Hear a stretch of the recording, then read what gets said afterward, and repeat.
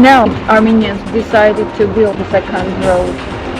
I think that we have to begin our discussion with the release of Ramil Safarov last year. Is there a connection? There's a connection because the major issues involved with the Karabakh conflict are issues related to security. And from the Armenians' perspective, it's very important that their security be maintained.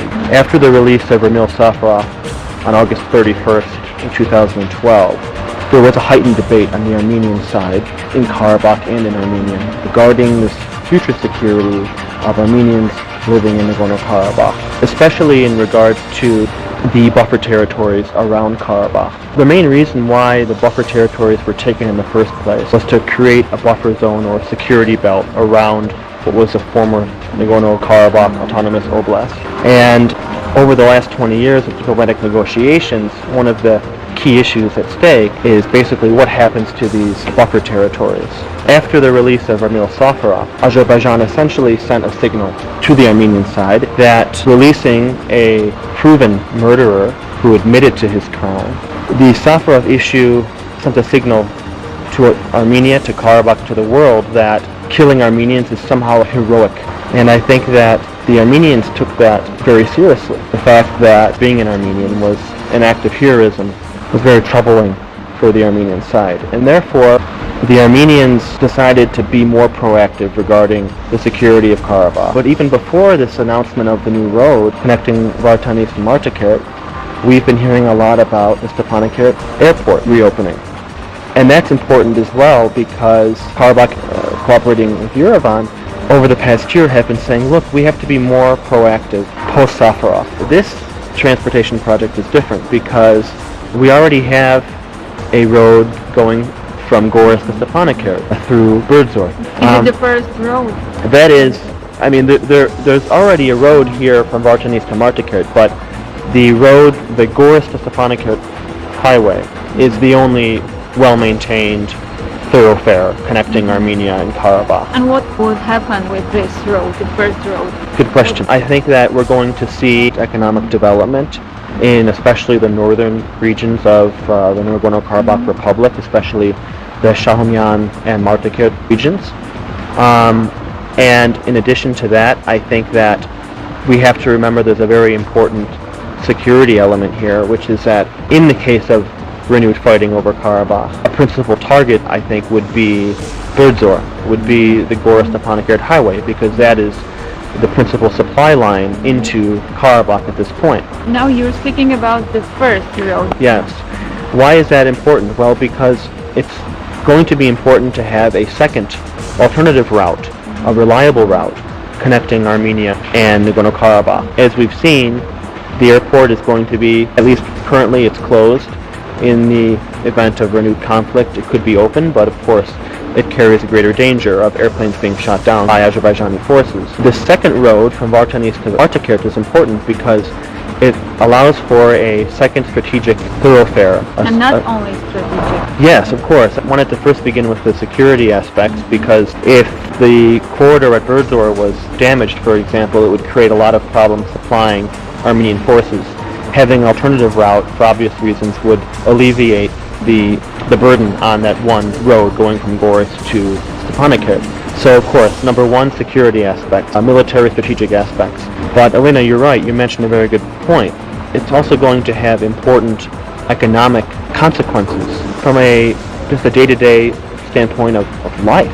Can people support themselves in Karabakh? And this road will solve some aspects. I think it's part of a recipe for success in Nagorno-Karabakh. I think a new start? It will. Well, I don't know if I would call it a new start, but I think we can call it certainly a very significant and positive change in the development of Nagorno-Karabakh Republic, because now it's going to be easier to ship goods into and out of Nagorno-Karabakh.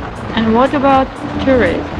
Well, I think it's going to be easier now for tourists to get to Nagorno-Karabakh because this new route will cut travel time from 6 hours to about 3 hours. And cheaper?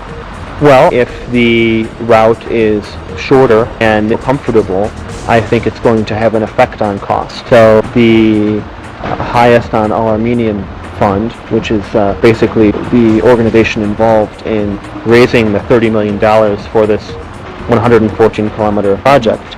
By raising this money and helping to construct this road, they're making it easier to access Karabakh from Armenia. What reaction would do Azerbaijan? Whenever Azerbaijan hears about new transportation projects from Armenia to Nagorno-Karabakh, they protest in regional fora, in international fora, and we can expect them to protest this project as well. If you go online, you can see previous protestations made by Azerbaijan. I think that we're going to see stronger protestations as this project actually becomes realized.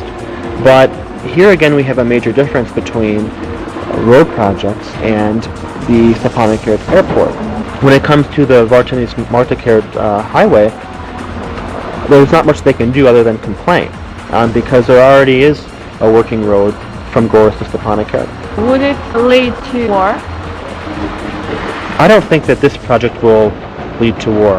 Or conflict? No, I don't think that this road is going to spark any type of major military action by the Azerbaijani side. I'm certain that the highest on All Armenia Fund would ensure that during the construction of this road, all necessary precautions would be taken to protect it.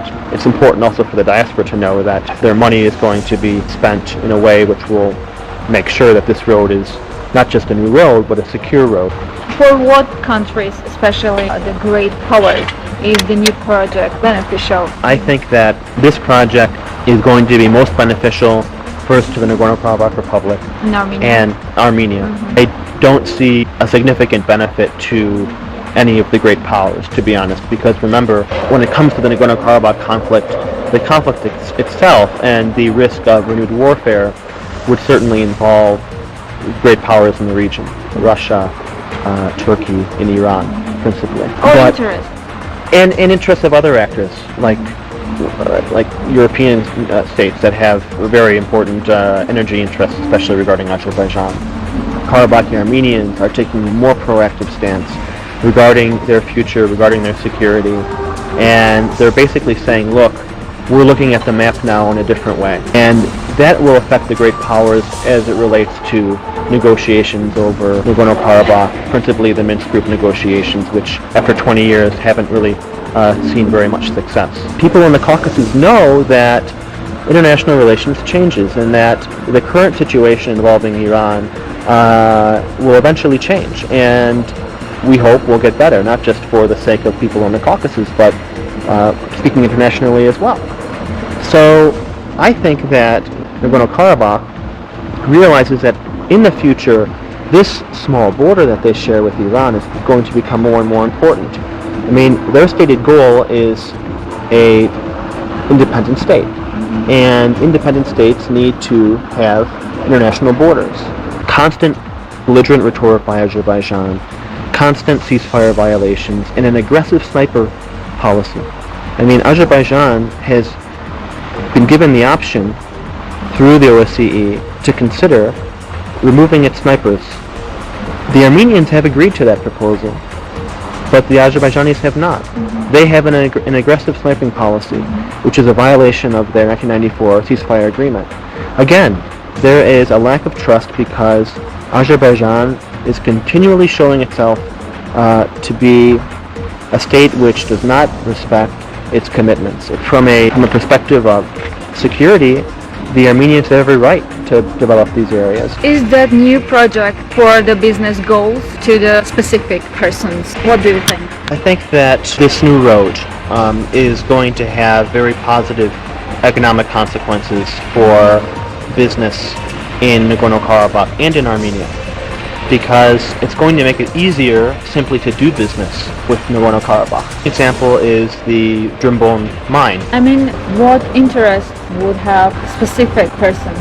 I can't speak to specific individuals. I mean, I think that any person involved in business in the Nagorno-Karabakh Republic would see this favorably. Now, remember that Nagorno-Karabakh is actually importing more agricultural produce than it's exporting. I mean, it's a net receiver of agricultural goods. But I don't think that's going to be the case forever. For example, the aggressor. Which are the smart steps of Armenia?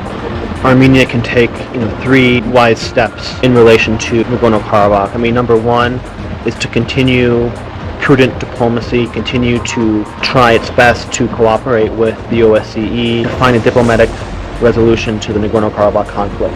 Secondly, while working within the structure institutionally of the OSCE, to try to promote a greater role for the Nagorno-Karabakh Republic in the negotiations.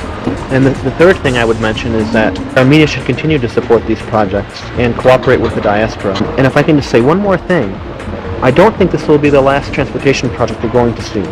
We're going to see a third road from Kapan to Chobanyan.